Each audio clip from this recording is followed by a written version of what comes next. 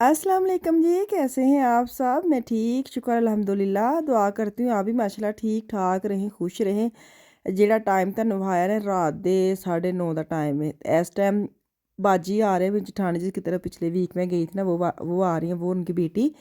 तो वो कह रही थी कुछ नहीं पकाना। मैंने झटपट माड़ियाँ माड़ियाँ सफाइयाँ कीतियाँ। मैंने कहा चलो जी, बच्चे घर में होना तो आपको पता फिर खलारा तो पड़ता ही है ना सारा दिन। तो आप नहीं ना बेशक जितना मर्जी सफाई करें फिर भी कोई आता ना हाथ पालते मारने पैदा। जल्दी से मैं ऊपर से मिशाल नहीं किया, नीचे से मैंने चीज़ें उठाई हैं, साफ़ था घर माशाल्लाह। तो वो कह रही कुछ नहीं पकाया। मैंने कहा अगर ये अकेली है ना, बेटे उनके काम पे थे, तो मैंने कहा ऐसी चीज़ बनाओ जी दोवें शौक ना खा लीए। तो रात में एक दो ड्रामा बह के वेखना होंदा, तो लेट नाइट जागना। तो मैं बनाया पुलाव। मैंने प्रेशर लगा के सफाइयाँ शुरू कर दी थी। जैसे प्रेशर बंद होया फिर मैं मसाला भी भून गई थी साथ ना, दोवें काम इकट्ठे कर गई। मैं कहा जैन जी गोश्त गलेगा ना फिर सुटाएंगे प्रेशर, तो पुलाव तैयार हो जाएगा। तो साथ बनाया दही, फ्रैश दही की मैंने फ्रैश दही नहीं होता, चटनी बनाई हरे धनिए दी। अब मैं डालूँगी ज़ीरा और गरम मसाला डाला है और इसको हिला लगा। अच्छा, मैंने चाँपें होती हैं, इसको क्या कहते हैं, लंबी। मैंने खुद से ये वाला ना मंगवाती हूँ पुलाव को। इतना मज़ा इसका पुलाव बनता है। नॉर्मल तो आपको पता है मैं छोटी छोटी बूटियों का पुलाव बनाती हूँ, मुझे बड़ा पसंद है। लेकिन ये जो होती है ना लंबी वाली, इसको रान कह रही हूँ, इसको चाँपे कहते क्या कहते जो भी। एक तो ये इतनी इसके मज़े का पुलाव बनता है ना, क्योंकि हड्डियाँ होती हैं ना, तो उसका यखनी इतनी टेस्टी ये पुलाव बनते हैं ना। तो मैंने ये बना लिया था कि चाह ताकि ਗੱਲਾਂ ਬਾਤਾਂ ਕਰਦੇ ਭੁੱਖ ਲੱਗੇ ਵੀ ਨਾ, ਬੰਦੇ ਨੂੰ ਪਤਾ ਹੈ ਕੁਛ ਵੀ ਬਾਹਰ ਪਿਆ ਸਾਡੀ ਮਰਜ਼ੀ ਦਾ ਪਿਆ। ਬੱਚਿਆਂ ਨੇ ਤਾਂ ਸਾਡੀ ਮਰਜ਼ੀ ਦਾ ਖਾਣਾ ਨਹੀਂ, ਉਹਨਾਂ ਨੇ ਆਪਣੇ ਹਿਸਾਬ ਨਾਲ ਚੀਜ਼ਾਂ ਇਕੱਠੀਆਂ ਕਰ ਲਈਆਂ। 1 ਵਜੇ ਇਹਨਾਂ ਨੇ ਘਰੋਂ ਜਾਣਾ ਸੀ। ਹਵੇ ਘੜੀ ਦੇ ਉੱਤੇ ਸੱਚੀ। ਹੈਲੋ, ਮੈਂ ਤੁਹਾਡੀ ਆਵਾਜ਼ ਸੁਣ ਲਈ ਸੀ ਠੱਪ ਠੱਪ। ਮੈਂ ਕਿਹਾ ਸੱਚੀ ਭਾਂਜਾ ਤੁਹਾਨੂੰ ਯਾਦ ਕਰਵਾਉਣ ਲਈ। ਅੱਛਾ ਨਹੀਂ ਨਿਕਲਣ ਲੱਗੇ ਤੁਸੀਂ ਹੁਣ? ਮੈਂ ਯਾਰ ਇੱਕ ਵਾਰ ਨਿਕਲਣਾ ਸੀ ਕਦੇ 5 ਮਿੰਟ। ਅੱਜ ਬੜਾ ਸਕਾਫ ਘੁੱਟ ਕੇ ਬੰਨੇ ਆ। ਨਹੀਂ ਮੈਂ ਹੁਣ ਹੋ ਗਿਆ ਇੱਕ ਅੱਛਾ ਬੱਚਾ। ਕਹਿਣਾ ਮੰਨਣ ਲੱਗ ਪਏ। ਨਹੀਂ ਕਸਮ ਹੈ ਕਿ ਗਤਾਲੀ ਗੱਲ ਮੈਂ ਨਾ ਅਸੀਂ ਨਾ ਦੀਨ ਚ ਸਾਡੇ ਇਹੀ ਹੈ ਕਿ ਅਸੀਂ ਠੀਕ ਆ, ਲੇਕਿਨ ਸਾਡੀ ਉਮਰਾਂ ਮਾਸ਼ਾਅੱਲਾ ਜਨਾਬ ਬੁੱਢੀਆਂ ਹੋ ਗਈਆਂ ਨੇ ਨਾ। ਇੰਨੀਆਂ ਵੀ ਨਹੀਂ ਉਮਰਾਂ ਹੋ ਗਈਆਂ। ਤੇ ਕਿੰਨੇ ਵਜੇ ਵਾਪਸ ਆਣਾ ਹੈ? ਖਾਣਾ ਮੈਂ ਕਿਹਾ ਅਸੀਂ ਬਣਾਉਣ ਦੇ ਆ। ਖਾਣਾ ਤਾਂ ਬਾਹਰੋਂ ਨਹੀਂ ਖਾਣਾ। ਕਿਉਂ ਅੱਜ ਕੀ ਹੈ? ਮੈਂ ਕੀ ਹੈ ਤੁਹਾਡੀ ਫੇਵਰਟ ਸਬਜ਼ੀ? ਮੇਰੀ ਫੇਵਰਟ ਸਬਜ਼ੀ ਕੀ ਹੋਏਗੀ ਆ? ਤੋਰੀਆਂ ਹੋਣਗੀਆਂ, ਭਿੰਡੀਆਂ ਤੋਰੀਆਂ। ਆਹੋ ਕੱਦੂ ਨਹੀਂ ਕੀ ਨਾਂ ਦਾ ਕੱਦੂ ਵੀ, ਆਹੋ ਦਾਲ ਤੇ ਕੱਦੂ ਹੋਣਗੇ।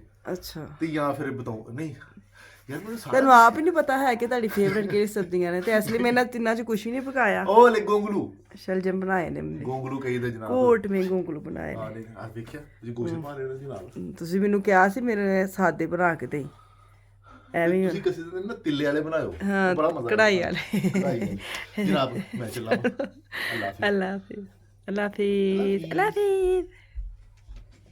ਚਲੋ ਜੀ, ਅਸੀਂ ਹੁਣ ਕੰਮ ਸਟਾਰਟ ਕਰੀਏ। ਨਿਕਲਦੇ ਨਾ ਫਿਰ ਮੈਂ ਕੰਮ ਸ਼ੁਰੂ ਕਰਨੀ ਸੱਚੀ ਨੇ, ਤੇ ਕੰਮ ਨਹੀਂ ਮੇਰਾ ਨਿਬੜਨ ਦਿੰਦੇ। ਐਸੀ ਜਗ੍ਹਾ ਖਾਲੀ ਕੀਤੀ ਹੈ, ਇੱਥੇ ਪੜੀ ਸੀ ਨਮਾਜ਼, ਤੇ ਮੂੜੇ ਰੱਖੇ ਨੇ ਸਾਈਡ ਤੇ। ਮੈਂ ਜੀ ਨਾ ਰਹਿਣ ਦੇਵਾਂ, ਰਹਿਣ ਦੇਵਾਂ ਇੱਥੇ। ਉਹ ਬਾਅਦ ਜਦੋਂ ਨਮਾਜ਼ ਪੜ੍ਹਨੀ ਹੁੰਦੀ ਚੁੱਕਣੇ ਪੈਂਦੇ ਨੇ, ਤੇ ਇਹਨੂੰ ਅਸੀਂ ਇੱਥੇ ਲੈਣ ਤੇ ਲਾਉਣੇ ਪੈਂਦੇ ਨੇ, ਤੇ ਮੈਂ ਜੀ ਰਹਿਣ ਦਿੰਦੀ ਹਾਂ।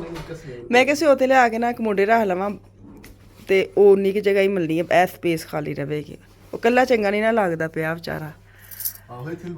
ਇੱਥੇ ਅਲਮਾਰੀ ਲੈ ਆਉਣੀ ਨਾ ਉੱਥੋਂ ਲਾ ਕੇ ਇੱਥੇ ਤੱਕ, ਤੇ ਉਹ ਜਗ੍ਹਾ ਉਨੀ ਕੀ ਅੱਗੇ ਆਉਣੀ ਹੈ, ਸਾਰੀ ਸਪੇਸ ਖਾਲੀ ਹੋ ਗਈ। ਜਦੋਂ ਨਮਾਜ਼ ਵਗੈਰਾ ਪੜ੍ਹਨੀ ਹੁੰਦੀ ਹੈ ਤਾਂ ਫਿਰ ਸਾਨੂੰ ਨਾ ਮੂਹਰੇ ਜਿਹੜੇ ਇੰਝ ਹੀ ਰਹਿਣ, ਇੱਥੇ ਪਏ ਰਹਿਣ।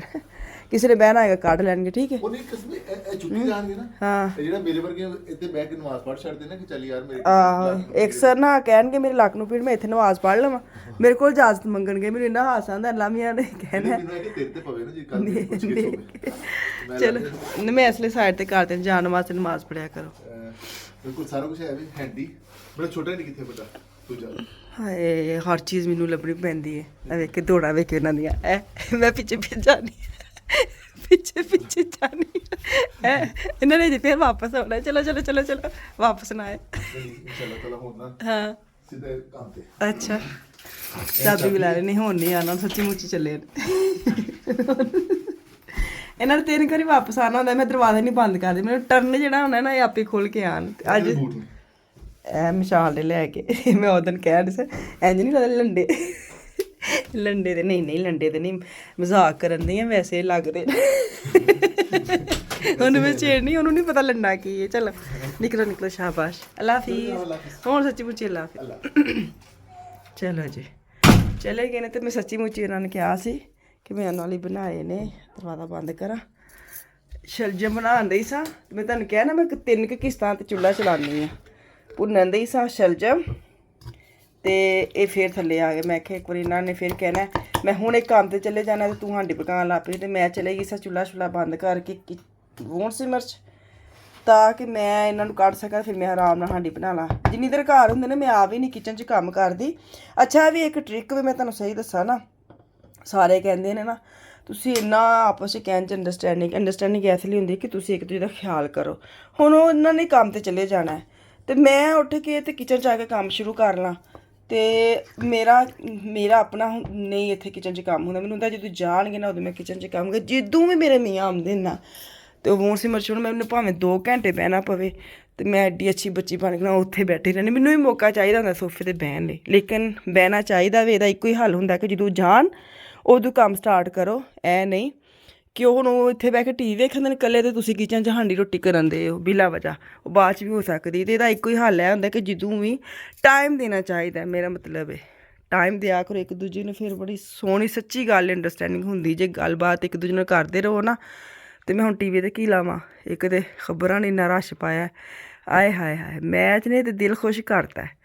ਕੱਲ੍ਹ ਮੈਚ ਲੱਗਾ ਸੀ ਨਾ, ਕਹਿਣ ਦੀ ਗੱਲ ਹੈ ਕਿ 400 ਇੱਕ ਟੀਮ ਨੇ ਬਣਾਇਆ, ਲੇਕਿਨ 200 ਚ ਅਸੀਂ ਜਿੱਤ ਗਏ, ਹੈ ਨਾ ਆਫੀਆ? ਪਾਕਿਸਤਾਨ जिंदाबाद। आफिया देखती तो कोने लेकिन मेरे लिए कर रही है ना आफिया।